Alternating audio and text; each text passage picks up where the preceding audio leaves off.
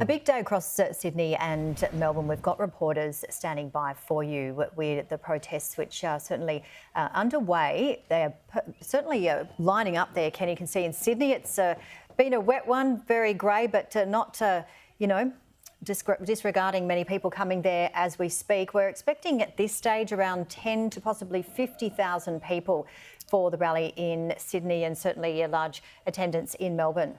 That's right, no official numbers as yet. You can see people gathering there. They look like they're getting ready to march. Now, this march is actually taking place from the CBD around the Wynyard Station area, and then it's going to move north across the bridge, which has been completely shut down. We were showing earlier pictures of some eerie shots of just absolutely no cars on the Sydney Harbour Bridge, and then it's going to end up in North Sydney as well. Now, police who attempted to have the courts rule this an illegal protest, which was unsuccessful, are worried about crowd crushes.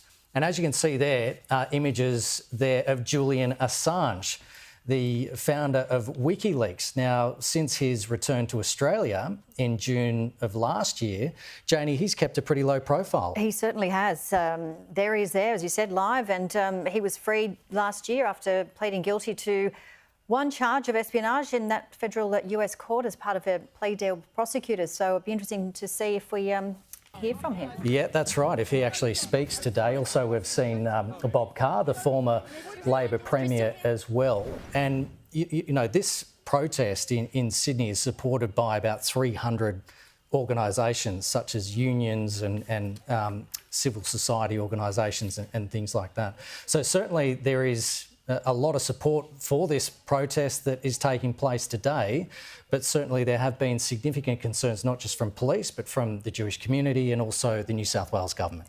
That's right, and the Harbour Bridge closed from 11:30, which was obviously a while ago now, but set to open at around 4 p.m. It may be closed for longer, but we'll certainly keep you all very posted, and we'll go to Melbourne as well. Yeah, we have our reporters Crystal Wu and Georgie Dickerson who are covering the protests as they are happening. Crystal, let's first go to you. The Sydney Harbour Bridge, as we've been talking about, has been shut down for this pro-Palestine march, and that's after organisers won a legal battle to have the bridge shut down. So the march is just about to start. What is the turnout?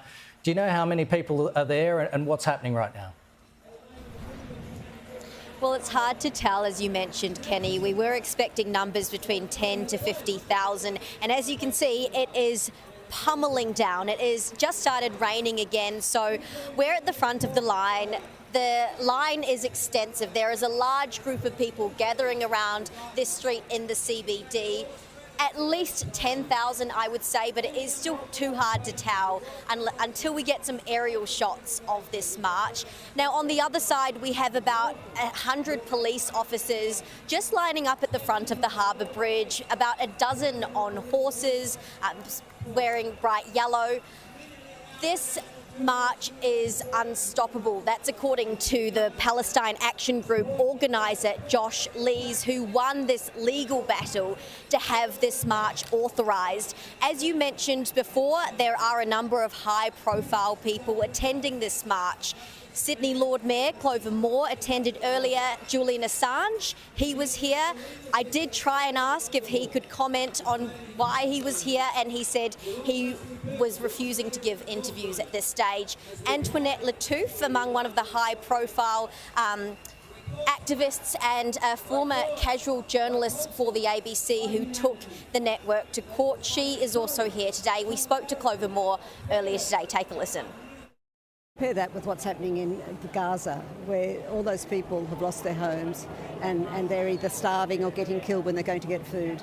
So discomfort from traffic, it can't be compared with what's happening in Gaza. Also speaking before the march, Dr. Mohammed Mustafa. He is a high-profile emergency doctor, and he was sent to Gaza twice. He was rejected. His visa was rejected when he tried to apply to head over there for the third time. It was horrific. When you have the systematic destruction of a healthcare system in Gaza, when you have targeting of healthcare workers. I was there when they executed those 15 paramedics and buried them alive. you know, it's very confronting when you're working in an environment where everyone's a target. Now the the march is about to start shortly, scheduled for about 1:15 p.m. People will start walking along the Harbour Bridge and end at Bradfield Park in North Sydney. Kenny.